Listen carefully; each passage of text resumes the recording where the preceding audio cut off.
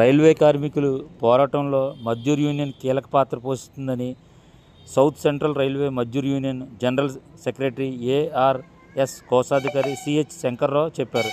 40 లక్షల మంది కేంద్ర ప్రభుత్వ ఉద్యోగులకు ప్రాతినిధ్యం వహించే నేషనల్ కౌన్సిల్ జేఎం 12 మంది సభ్యులుగా ఒకరిగా పెన్షన్ స్కీమ్ గురించి ప్రధానితో కలిపి నిర్ణయం తీసుకున్నప్పుడు 10 మంది సభ్యులతో ఒకరైన ఆయన శంకర్రావు మంగళవారం నాడు రాజమండ్రి ఇచ్చేసిన సందర్భంగా మీడియాతో మాట్లాడారు.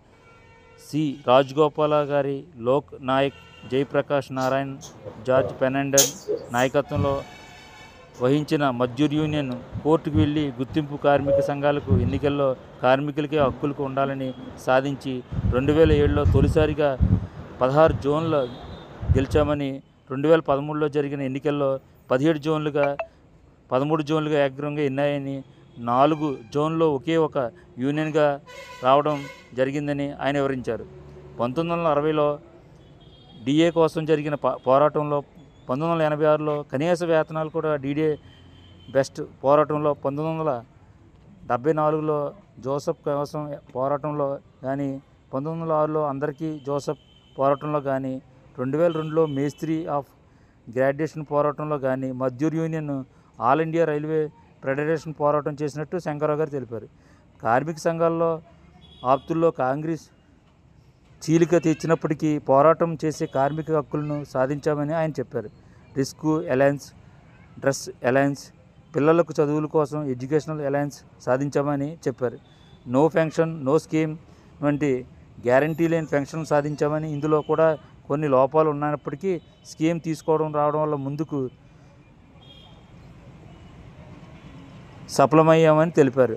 ఇందులో 10% కంట్రోల్ బోర్డును వెనక్కి తీసుకొచ్చేసరికి ఆందోళన చేస్తున్నామని, అలాగే 25 సంవత్సరాలు పూర్తి చేసి తుప్పట్లో పెన్షన్ లేదని క్లాజన్ తీసుకొచ్చి 20 సంవత్సరాలుగా పాత పెన్షన్ విధానంలో మాదిరిగానే వెయ్యాలని కోరుతున్నామని శంకర్రావు గారు తెలిపారు. ఫ్యామిలీ పెన్షన్ వచ్చినప్పుడు పిల్లలకు సెకండ్ పెన్షన్ రావాలని ఆయన తెలిపారు. దీన్ని కూడా తీసుకొచ్చే ప్రభుత్వం చేస్తున్నట్లు శంకర్రావు గారు తెలిపారు. ఎందున ప్లే కమిషన్ వేయాలని ఆయన కోరారు. రైల్వే బడ్జెట్ లేకపోవడంతో రైల్వేలో ఉద్యోగుల కొరత ఎక్కువైందని అన్నారు. లోక్ పైలట్ 12 గంటలు పనిచేస్తుంటే విపరీతమైన పనిభారం వేస్తుందని ఆయన తెలిపారు. అందుకే ఉద్యోగులు భర్తీ చేయాలన్నారు. గుర్తుపెట్టుకోండి, దారులు ఊత తెచ్చేలాగా ప్రైవేటీకరణ తగదని ఆయన అన్నారు. డివిజన్ సెక్రటరీ అయిన ఎం లీలా,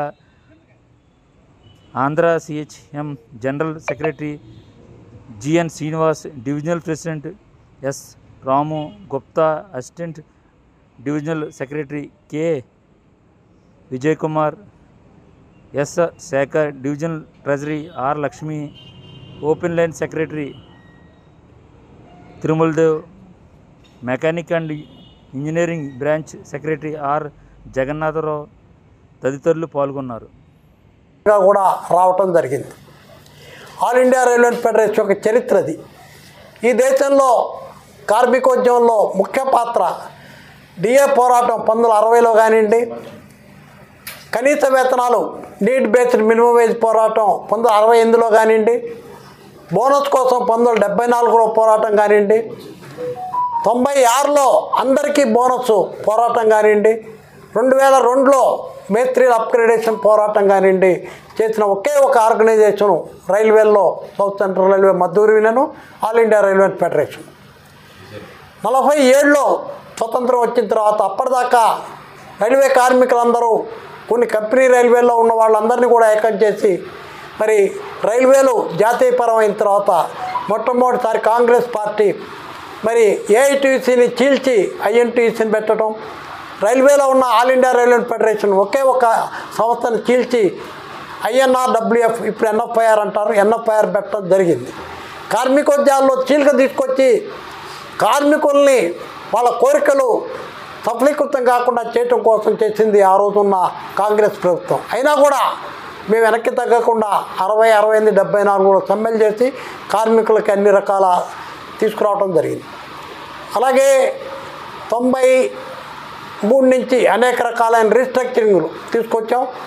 మరి కార్మికులు పదోన్నతి కలగటం జరిగింది. అలాగే రైల్వేల్లో ఎక్కువ ప్రమాదాలు జరుగుతాయి కాబట్టి రిస్క్ అలవెన్స్ తీసుకురావడం జరిగింది. అలాగే డ్రెస్ అలవెన్స్ తీసుకురావడం జరిగింది. పిల్లలకి చదువుల కోసం ఎడ్యుకేషనల్ అలవెన్స్ తీసుకురావడం కూడా జరిగింది. ఈ మధ్యనే మరి నో పెన్షన్ స్కీమ్ అని 2004లో వాజ్పేయి గారు ఆర్డినెన్స్ ద్వారా తీసుకొచ్చిన ఎన్పిఎస్ని మరి 10 సంవత్సరాలు మన్మోహన్ సింగ్ గారి ప్రభుత్వం కంటిన్యూ చేసింది. ఆ తర్వాత 2014 నుంచి 10 సంవత్సరాల పాటు మరి మోడీ గారి ప్రభుత్వం కూడా దాన్ని కంటిన్యూ చేసింది. దాని మీద అన్ని సంఘాలని, రాష్ట్ర ప్రభుత్వ ఉద్యోగుల్ని, కేంద్ర ప్రభుత్వ ఉద్యోగుల్ని అందరినీ కలిపి joint front for restoration of old pension scheme కింద మరి న్యూఢిల్లీలో అందరినీ కలిపి ఏకం చేసి రామ్లీలా మైదానంలో 5 లక్షల మందితో బ్రహ్మాండమైన ప్రదర్శన చేసిన తర్వాత మోడీ గారు దాని మీద ఒక కమిటీ వేయడం జరిగింది ఫైనాన్స్ సెక్రటరీతో. ఆ ఫైనాన్స్ సెక్రటరీ కమిటీతో చర్చల తర్వాత మళ్ళీ గ్యారంటీడ్ పెన్షన్ యూపీఎస్ అని పేరు పెట్టి గ్యారంటీడ్ పెన్షన్ ఇవ్వటం. ఇందులో కూడా చాలా లోపాలు ఉన్నాయి. అయినా కూడా ముందుగా మా కోరిక రిటైర్ అయిన ఎంప్లాయీకి పెన్షన్ రావాలనే కోరికను ఇందులో తీసుకోవడం జరిగింది. మా కంట్రిబ్యూషన్ ఏదైతే ఉందో 10%, ఆ కంట్రిబ్యూషన్ మళ్ళీ వెనక్కి వచ్చే విధంగా మళ్ళీ ఆందోళన చేయాల్సిన అవసరం ఉంది. అలాగే 25 సంవత్సరాలు ఉంటే తప్పితే టోటల్ పెన్షన్ లేదు, 50% పెన్షన్ లేదనేది ఇందులో క్లాజ్ ఉంది. దాన్ని తీసేసి 20 సంవత్సరాలు చేయాలి. ఎందుకంటే పాత పెన్షన్ విధానంలో 20 సంవత్సరాలు ఉంది. దాన్ని కూడా తీసుకురావడానికి మేము ప్రయత్నం చేస్తాం. అలాగే ఇందులో ఫ్యామిలీ పెన్షన్ వచ్చింది, అయితే పిల్లలకు పెన్షన్ రాలేదు, సెకండరీ ఫ్యామిలీ పెన్షను, దాన్ని కూడా మేము తీసుకురావడానికి ప్రయత్నం చేస్తాం. ఇదే కాకుండా 8th పే కమిషన్ రావాలి. 8th పే కమిషన్ కూడా మేము కృషి చేస్తాం. అనేక విషయాలు కేంద్ర ప్రభుత్వంతో ముడిపడి ఉన్నాయి. మరి రైల్వే బడ్జెట్ పోయిన తర్వాత రైల్వేల్లో ఉద్యోగుల కొరత ఎక్కువైపోయింది. ఇటు లోకో పైలట్లు 12 గంటలు 14 గంటలు పనిచేస్తున్నారు. ఇటు ట్రాక్మెన్ మనుషులు లేకపోవడం మూలన అతి విపరీతమైన పరిభారాన్ని మరి బాధపడుతున్నారు.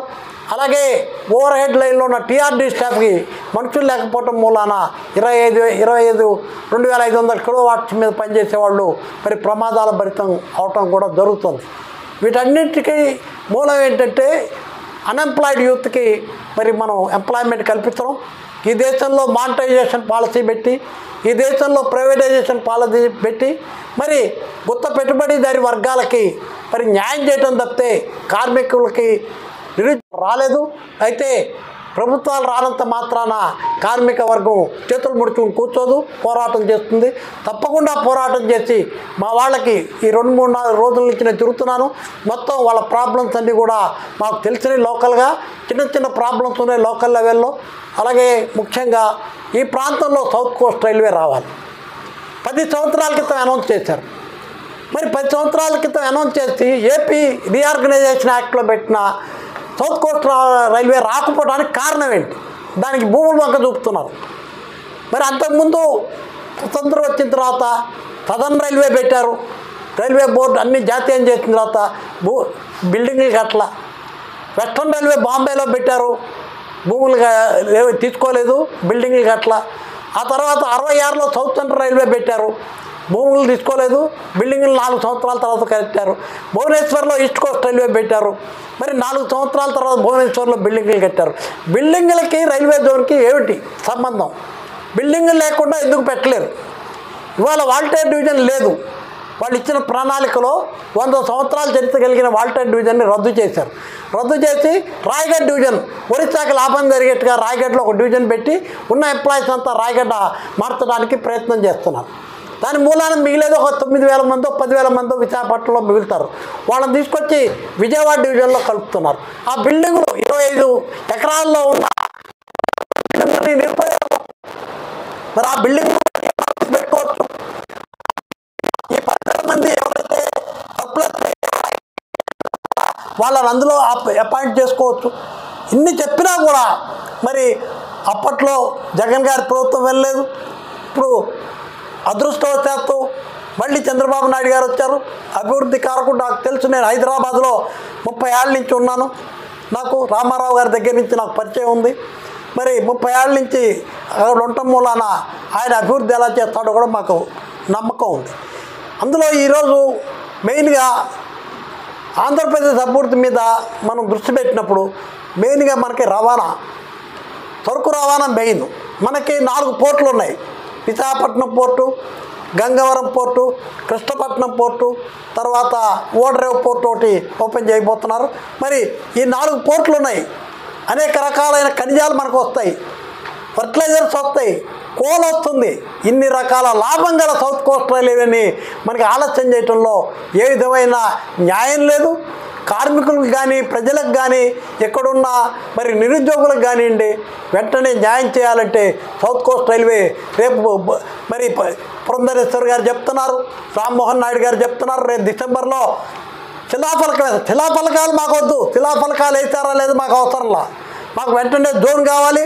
ప్రజలకి కావాల్సిన ట్రైన్స్ పెంచాలి. వందే భారత్ ట్రైన్స్ దగ్గర నుంచి అనేక express trains east Coast railway ఉండటం మూలాన వైజాగ్ నుంచి ఉత్తరాంధ్ర నుంచి మరి ఓపెన్ చేయడానికి కొత్త రైలు వేయడానికి వాళ్ళు ఒప్పుకోవట్ల. అలాంటి పరిస్థితుల్లో అన్ని భువనేశ్వర్ తీసుకెళ్లారు, మన విశాఖను భువనేశ్వర్ తీసుకెళ్లారు, మన ఫలక్నామాని తీసుకెళ్లారు, రకరకాల ట్రైన్స్ని వాళ్ళు భువనేశ్వర్ తీసుకెళ్ళి మనకి అకామిడేషన్ లేకుండా చేయటం కూడా జరిగింది. ఎందుకంటే పైనుంచి వస్తున్నప్పుడు ఫుల్ అయిపోతుంది, ఆ తర్వాత మనకి అకామిడేషన్ ఉండదు. సో ఇవన్నీ దృష్టిలో పెట్టుకుని వెంటనే జోన్ కూడా ప్రారంభించాలని బిల్డింగ్తో నిమిత్తం లేకుండా అందరి తరఫున, ప్రజల తరఫున, కార్మిక సంఘాల తరఫున మేము కోరుతున్నాం. Okay sir. Thank you.